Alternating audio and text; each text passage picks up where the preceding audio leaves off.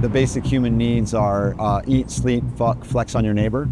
So, I mean, if those are the needs, we're going to be willing to trade our personally identifiable information, for those things. And I think we really have to learn to do otherwise. Privacy in Motion explores how your personal data fuels billion-dollar systems, while examining who controls the rules of digital privacy and what it truly means to own and protect your identity. I wanted to start with a quote that I pulled from a recent interview that you did, if you don't mind. I don't. So you said, "You don't put a great brand on sale."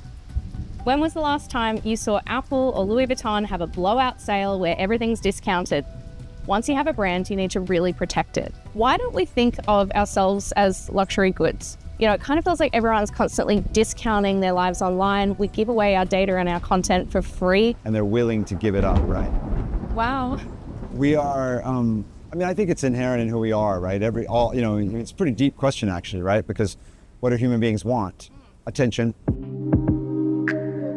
This is the interesting times we live in. We are just at the tip of the iceberg. There's much more use cases, much more things to be discovered, and I think we'll find out about it soon enough. As a parent these days, I'm kind of just fully leaning into this is a new paradigm. I don't have all the answers for it. I know what they are looking for as far as what they need socially these days. What we needed socially back in middle school and high school is very different than what they need socially. I'm very aware that we're all being sold to all day long, every single day. Unquestionably, Bitcoin is probably the best brand of my lifetime, and that's pretty interesting given that it's an open source brand. And the question is what will it represent? I don't think that story has fully been told. I think some people think that crypto in general has a bad brand. What do you think needs to happen for Bitcoin and crypto in general's brand to get to that new place? I think that's a great point. And I think it's really fair, to be honest. An internet of value is going to be an order of magnitude more dangerous than an internet of information, right? An internet of information was existential if you were a media company, if you were an information company, but an internet of value affects every human on earth. Yep. And I genuinely worry about this, and I think we're only getting started. I don't think this is about banking the unbanked. I think it's about unbanking the banked.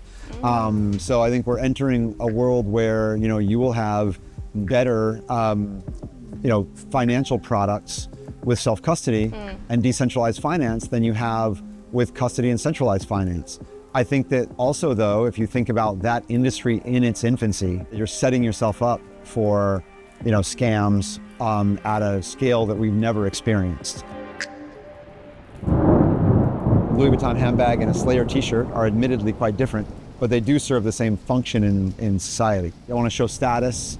I want to be a member of the small community of people who appreciates that thing. It's kind of unclear if I'm talking about a luxury wristwatch, a sports car, or a very expensive NFT. When you were just talking about function, do you see these items, I guess, in Web3 becoming, obviously it's always going to be a tool of security, but this could actually become something that signals identity for people in future? I think it's actually something that protects identity. The question I would ask the audience is if not self-custody, why crypto?